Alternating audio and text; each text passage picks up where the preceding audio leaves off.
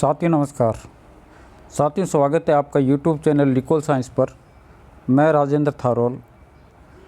साथियों आज अपन बात करेंगे अकाउंटेंट और जूनियर अकाउंटेंट जो भर्ती 2023 है, इसमें आपके साइंस सब्जेक्ट की जो कि आपके फर्स्ट पेपर में आपके टॉपिक है एक एवरीडे साइंस, यानी आपके दैनिक विज्ञान या सामान्य विज्ञान से संबंधित, और उसमें आपके कम से कम 20 से 25 क्वेश्चन फर्स्ट पेपर में इससे पूछे जाते हैं।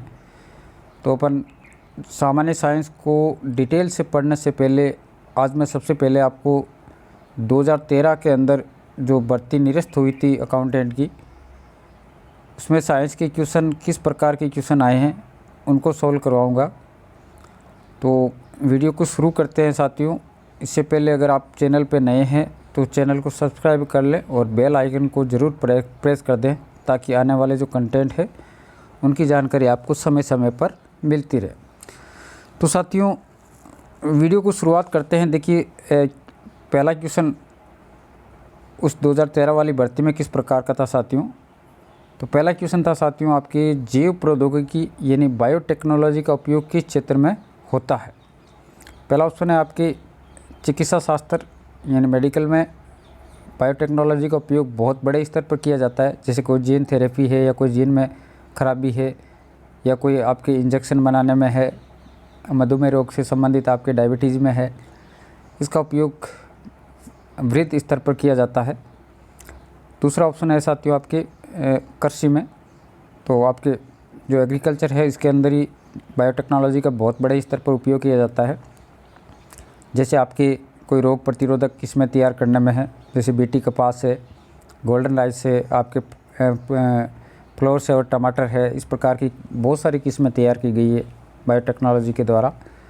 औद्योगिक किण्वन यानी इंडस्ट्रियल फर्मेंटेशन में भी इसका उपयोग बहुत बड़े स्तर पर किया जाता है, जैसे आपके डेयरी उद्योग में है या आपके बियर बनाने में है, इसमें इसका उपयोग किया जाता है।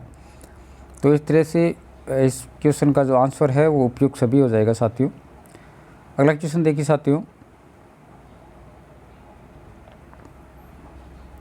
अगला क्वेश्चन है साथियों आपकी निम्नलिखित में कौन सी खाद्य श्रृंखला ठीक से लिखी हुई नहीं है। यहाँ पर आपके साथियों खाद्य श्रृंखला से संबंधित प्रश्न पूछा गया है, यानी फूड चेन से संबंधित प्रश्न है। खाद्य श्रृंखला का मतलब साथियों ये है कि आपके खाद्य श्रृंखला के अंदर जो ऊर्जा का स्रोत होता है वो सूर्य होता है साथियों। सूर्य ऊर्जा का बहुत बड़ा स्रोत होता है और सूर्य के द्वारा जो सौर ऊर्जा है उस सौर ऊर्जा को बदला जाता है रासायनिक ऊर्जा में। सौर ऊर्जा को रासायनिक ऊर्जा में बदला जाता है साथियों। तो इस तरह से सौर ऊर्जा को रासायनिक ऊर्जा में कन्वर्ट किया जाता है। तो आपसे यहाँ पर प्रश्न पूछ सकता है कि मतलब ये किस क्रिया पर आधारित है। तो ये ऊष्मागतिकी यानी थर्मोडायनेमिक्स पर आधारित है ये।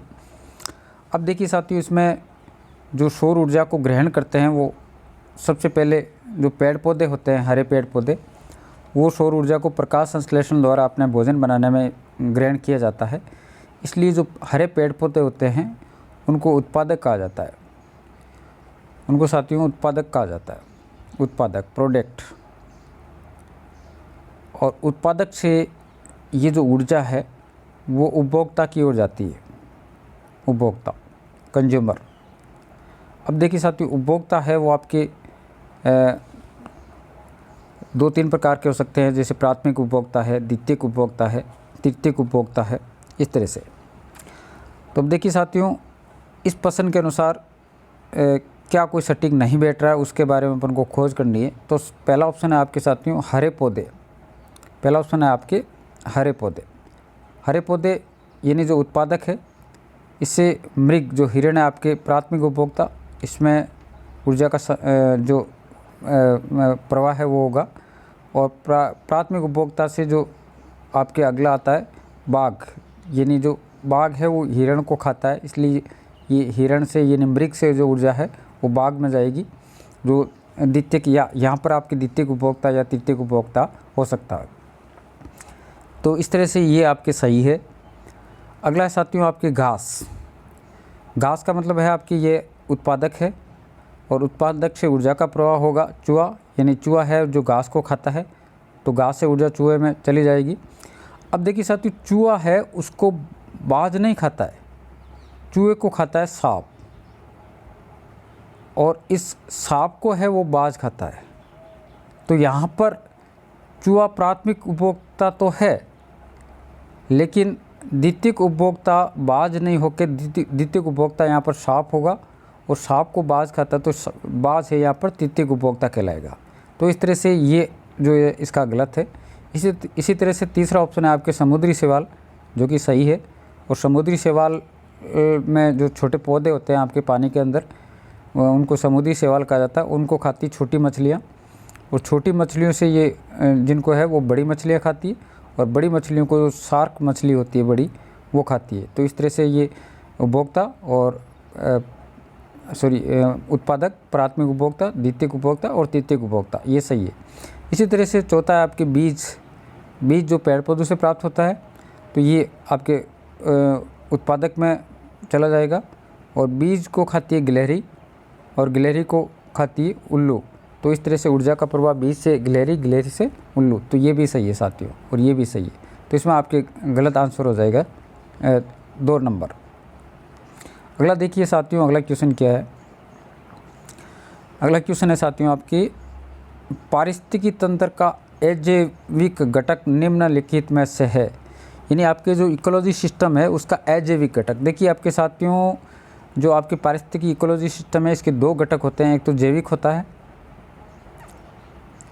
जैविक घटक, और जैविक घटक के अंदर साथियों आते हैं आपके पेड़ पौधे, जो हरे पेड़ पौधे हैं वो, और आपके जो जंतु है वो जंतु, ये जैविक घटक के अंदर आते हैं। और अजैविक घटक के अंदर आते हैं साथियों आपके, दूसरा होता है अजैविक घटक। अजैविक घटक में आते हैं साथियों आपके, जैसे ताप है, मृदा है, प्रकाश है, वायु है, ये आपके साथियों अजैविक घटक के अंदर आते हैं। तो इस तरह से इस प्रश्न को देखते हैं साथियों, क्या आएगा इसका आंसर।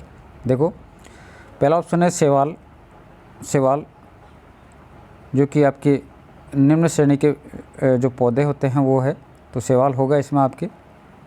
वन के वृक्ष भी होंगे। अगला ऑप्शन है आपके पर्णहरित, जो क्लोरोफिल है आपके पेड़ पौधों में, जो पत्तियों का हरा रंग होता है, इसी पर्णहरित या क्लोरोफिल के कारण होता है, तो ये भी आएगा। और कैक्टस, जो जिसको अपन नागफनी के नाम से जाना जाता है, मृदुबिद पौधा है, तो ये भी आएगा। तो इस तरह से साथियों ये पेपर निरस्त होने के कारण इसको डिलीट नहीं किया गया, वरना ये क्वेश्चन डिलीट योग्य होता है, क्योंकि इसमें आपके चारों ऑप्शन है वो चारों ऑप्शन आपके जैविक घटक से संबंधित है। अगला क्वेश्चन देखो साथियों, अगला क्वेश्चन है, निम्नलिखित में से कौन सा नाइट्रोजन चक्र का भाग नहीं है। नाइट्रोजन चक्र का भाग नहीं है वो बताना साथियों आपको। इसमें वायुमंडलीय नाइट्रोजन, जो कि नाइट्रोजन चक्र का भाग होता है। अमोनिया, जो कि NH3 नाइट्रोजन चक्र का भाग होता है, ये भी।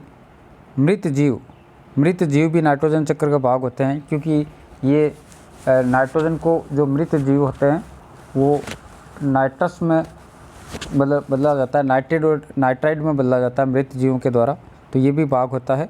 आपके यहाँ पर चौथा ऑप्शन है हाइड्रोजन सल्फाइड, यानी H2S, ये नाइट्रोजन चक्र का भाग नहीं होता साथियों। अगला क्वेश्चन देखिए साथियों, अगला क्वेश्चन क्या है। अगला क्वेश्चन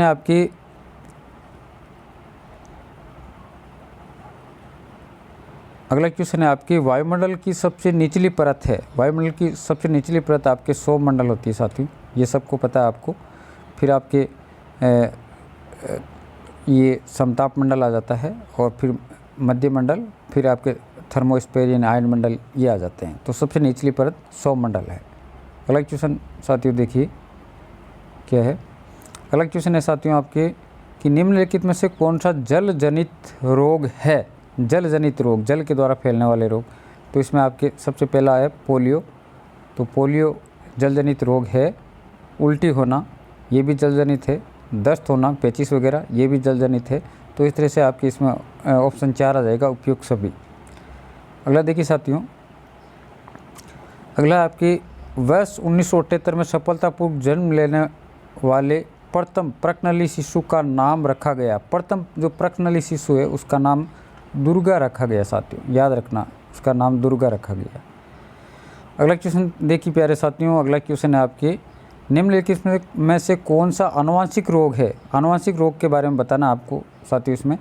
तो इसमें आपकी वर्णांतता आनुवंशिक रोग है। तो वर्णांतता है आपकी हीमोफीलिया है, आपकी कीटोन्यूरिया है, और ये एडवर्ड सिंड्रोम है, आपकी क्लाइनफेल्टर सिंड्रोम है, डाउन सिंड्रोम है। ये इस तरह के जो सारे रोग होते हैं वो आनुवंशिक रोग होते हैं। तो इसमें आपके वर्णांतता आ जाएगा साथियों। इसमें आपके कलर की पहचान नहीं हो पाती और विशेष तौर से आपके लाल और जो हरा रंग है उसको नहीं पहचान पाता है इस रोग से जो ग्रसित व्यक्ति है। तो इसमें आपके ये वर्णांतता आ जाएगा। अगला क्वेश्चन देखिए साथियों, अगला है आपके पीलिया जिसकी बीमारी है। पीलिया किस चीज़ से संबंधित है। पीलिया यानी आपके जब पीलिया हो जाता है तो आपका जो लीवर या जो यकृत जिसको अपन बोलते हैं वो डैमेज हो जाता है और शरीर और नाखून ये पीले पड़ जाते हैं इसमें। तो लीवर डैमेज हो जाता है पीलिया के अंदर। अगला क्वेश्चन है साथियों, निम्नलिखित में से कौन सा शहतूत की पत्तियां उपयोग में लाता है। यानी शहतूत की पत्तियों को कौन खाता है। तो रेशम कीट के पालन हेतु इसका उपयोग किया जाता है। यानी रेशम का जो कीट है आपके शहतूत की पत्तियों पर पलता है। अगला क्वेश्चन है साथियों, पोलियो का टीका प्रथम बार जिन्होंने विकसित किया था उसका नाम क्या है। तो उसका नाम है आपके जॉन साल्क। जॉन साल्क ने सबसे पहले पोलियो का टीका बनाया था साथियों। अगला क्वेश्चन है साथियों आपके, निम्नलिखित में से कौन सा कृमि कंपोस्ट तैयार करने के लिए काम में नहीं लिया जाता है। तो इसमें आपके हरी पत्तियां हैं जो कि जिसको अपन कृमि कंपोस्ट या वर्मी कंपोस्ट भी बोलते हैं। गत्ते के टुकड़े यानी कागज़ वगैरह इनको भी अपन काम में ले सकते हैं। पुराने समाचार पत्र है इनको भी काम में ले सकते हैं। यानी जिनका जैव निम्नीकरण हो जाता है वो कृमि कंपोस्ट तैयार करने में काम आते हैं। और जो अजैव निम्नीकरण होते हैं उनसे कृमि कंपोस्ट नहीं बनाया जा सकता है। तो आपके इसमें यह आ जाएगा प्लास्टिक अपशिष्ट। तो इसमें आपकी 2% बन सकता है। आपके जैव निम्नीकरण पदार्थ जिसमें आपके ये हरी पत्तियां है, गत्ते के टुकड़े हैं, पुराने समाचार पत्र है, ये जैव निम्नीकरण है। जबकि अजैव निम्नीकरण में आपके प्लास्टिक अपशिष्ट आते हैं। अगला क्वेश्चन देखिए साथियों, अगला क्वेश्चन है आपकी विटामिन बी कॉम्प्लेक्स की कमी से उत्पन्न होता है। तो विटामिन बी कॉम्प्लेक्स की कमी से पेलाग्रा रोग है वो उत्पन्न होता है, जिसमें आपके ये होठ और जो होते या आपके जो एडियाँ हैं वो फट जाती है इसके अंदर। तो ये विटामिन बी की कमी से होने वाला रोग है। अगला क्वेश्चन देखिए साथियों, दरु का आयतन मात्रक है। दरु को किस में मापा जाता है, आयतन मात्रक क्या है। तो लीटर है। तो ये एल आ जाएगा, कैपिटल एल। अगला देखिए क्वेश्चन साथियों, अगला क्वेश्चन है आपकी जीव विज्ञान में रोग प्रतिरक्षा का अर्थ है। यानी रोग प्रतिरोधक या रोग प्रतिरक्षा का क्या अर्थ है। संक्रमण से लड़ने की क्षमता, बिल्कुल सही बात है साथियों। बीमारियों से लड़ने की क्षमता, ये भी सही है। और जलन और एलर्जी से बचने की पर्याप्त सहनशीलता, और ये भी सही है। तो इस तरह से जैव प्रतिरोधकता यानी इम्यूनिटी है, इसका मतलब ये सभी चारों सही है। अगला क्वेश्चन देखिए साथियों, अगला क्वेश्चन है साथियों आपके अभिक्रिया CuO+H2 टू गिव Cu+H2 के लिए सही कथन है। सही कथन क्या है कि कॉपर का अपचयन और हाइड्रोजन का ऑक्सीकरण होता है। देखिए साथियों, यानी यहाँ पर ये कॉपर है, कॉपर के साथ में ऑक्सीजन है और यहाँ पर सिंगल कॉपर आ गया। तो यानी कॉपर से ऑक्सीजन हट रहा है यहाँ पर। तो हटने का मतलब है, हटने को कहा जाता है ऑक्सीजन का अलग होना या टूटना, वो कहलाता है आपके अपचयन। तो ये बात सही है। फिर देखो यहाँ पर ये साथियों हाइड्रोजन है, हाइड्रोजन अकेला बैठा है यहाँ पर, और यहाँ पर हाइड्रोजन से ये ऑक्सीजन जुड़ गया है और H2O बना लिया है, तो यहाँ पर हाइड्रोजन के साथ में ये ऑक्सीजन जुड़ा है, तो इसका मतलब इसको कहा जाता है ऑक्सीकरण। तो किसी पदार्थ के साथ में ऑक्सीजन का जुड़ना ऑक्सीकरण और ऑक्सीजन का हटना अपचयन। तो पहला ही ऑप्शन सही हो जाएगा साथियों, आगे देखने की जरूरत नहीं। आगे देखिए साथियों, उभयधर्मी ऑक्साइड का सही उदाहरण है उभयधर्मी ऑक्साइड। तो उभयधर्मी ऑक्साइड है आपके Al2O3, ये उभयधर्मी ऑक्साइड है। इसके अलावा ZnO जिंक ऑक्साइड है, तो ये आपके कहलाते हैं उभयधर्मी ऑक्साइड। आगे देखिए साथियों, अगला क्वेश्चन है आपके क्लोरोफ्लोरोकार्बन का उपयोग होता है, यानी आपके CFC है, इसका उपयोग किसके अंदर होता है? तो एरोसोल स्प्रे बनाने में बिल्कुल सही है, इसमें भी किया जाता है। विलायकों के रूप में यानी घोलने वाले पदार्थों के रूप में इसका उपयोग किया जाता है। प्रशीतकों के रूप में यानी प्रशीतक जो रेफ्रिजरेटर होते हैं अपने फ्रिज वगैरह, इनमें भी इसका उपयोग होता है। तो ये आपके उपयोग सभी हो जाएगा इसमें। अगला क्वेश्चन देखिए साथियों, अगला है आपके मोमबत्ती के जलने के प्रक्रम में शामिल है केवल भौतिक अभिक्रिया? नहीं, केवल भौतिक तो नहीं है साथियों। केवल रासायनिक अभिक्रिया? ये भी नहीं है। भौतिक और रासायनिक अभिक्रिया दोनों है, क्योंकि देखो साथियों कि मोम अगर पिघलेगी तो मोम के पिघलने से दोबारा अपन उस मोम को काम में ले सकते हैं, और इसके अलावा साथ साथ इसमें राख वगैरह भी बनती है, उसमें धागा वगैरह अंदर से जलने पर। तो इस तरह से ये दोनों प्रकार की अभिक्रिया है, भौतिक और रासायनिक अभिक्रिया। अगला क्वेश्चन देखिए साथियों, अगला क्वेश्चन है आपकी विद्युत धारा का मात्रक है। विद्युत धारा का मात्रक साथियों होता है एम्पियर, जिसको एक के द्वारा शो करते हैं अपन, एक के द्वारा लिखते हैं एम्पियर। अगला क्वेश्चन है साथियों आपके सुदूर संवेदन तकनीकी का उपयोग जिसके लिए किया जाता वह है। सुदूर संवेदन तकनीकी का उपयोग किस में किया जाता है? तो जो आपके उपग्रह वगैरह है इसमें काम में लेते हैं इनको। तो वन सर्वेक्षण और प्रबंधन में बिल्कुल किया जाता है। बंजर भूमि की पहचान करने में इसमें भी किया जाता है। भौम जल और सतही जल, जो ज़मीन की गहराई में जो जल है उसका पता लगाने में भी किया जाता है। तो इस तरह से आपके तीनों ऑप्शन सही है, उपयुक्त सभी के लिए।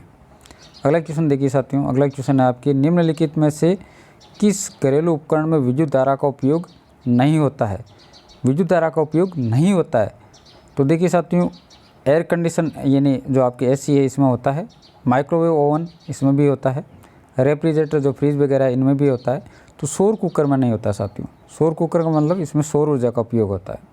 अगला क्वेश्चन देखिए साथियों, अगला क्वेश्चन है आपके संचार उपग्रह के लिए सामान्यतः उपयोग में ली जाने वाली कक्षा है। जो संचार उपग्रह है आपके, उसमें सामान्यतः जो कक्षा काम में लेते हैं वो होती है आपकी भूतुल्यकालिक कक्षा। अगला क्वेश्चन देखिए साथियों, अगला क्वेश्चन है आपकी सीसा संचयक सेल में कौन सा अम्ल उपयोग में लिया जाता है? तो इसमें लिया जाता है आपके H2SO4 सल्फ्यूरिक अम्ल, जिसे अम्लों का राजा भी कहा जाता है, क्योंकि बाकी जो सारे मोस्टली अम्ल होते हैं वो इससे बनाए जाते हैं, इसलिए इसको अम्लों का राजा भी कहा जाता है। तो H2SO4 यानी सल्फ्यूरिक अम्ल का उपयोग किया जाता है। आगे देखिए साथियों, संपीड़ित प्राकृतिक गैस CNG का मुख्य घटक है, यानी संपीड़ित प्राकृतिक गैस कंप्रेस्ड नेचुरल जो गैस होती है इसका मुख्य घटक होता है आपके CH4, जिसको मेथेन या मार्स गैस के नाम से भी जाना जाता है। तो पूछ सकता है मार्स गैस, इसको मार्स गैस क्योंकि ये दलदल में और गोबर में उत्पन्न होती है, इसलिए इसको मार्स गैस भी कहा जाता है, और इसका सूत्र होता है CH4, जो कि आपके संपीड़ित प्राकृतिक गैस है CNG, इसका मुख्य घटक है। अगला देखिए साथियों, तो इस तरह से साथियों ये आपके लगभग 25 क्वेश्चन है वो साइंस के पूरे हो गए। आपको वीडियो कैसा लगा साथियों, कंटेंट कैसे लगे मुझे कमेंट बॉक्स में ज़रूर बताएं, क्योंकि अपन इसके बाद में नेक्स्ट आपके जो आप 17 सितंबर 2023 को भर्ती होने जा रही है, जो कि लगभग आपके 5,500 अकाउंटेंट की भर्ती है। तो अपन डेली इसमें 1-2 क्लास आपके ऐड करेंगे। तो मुझे बताइए कि आपको कंटेंट कैसा लगा है, कमेंट बॉक्स में ज़रूर लिख के बताएं। और वीडियो अगर अच्छा लगा है तो आप वीडियो को लाइक ज़रूर करें, और चैनल को सब्सक्राइबर और बेल आइकन को ज़रूर प्रेस कर दें साथियों, क्योंकि आने वाली जो कंटेंट है, आने वाली नई जानकारी वो आपको समय समय पर मिलती रहे। बहुत बहुत धन्यवाद साथियों।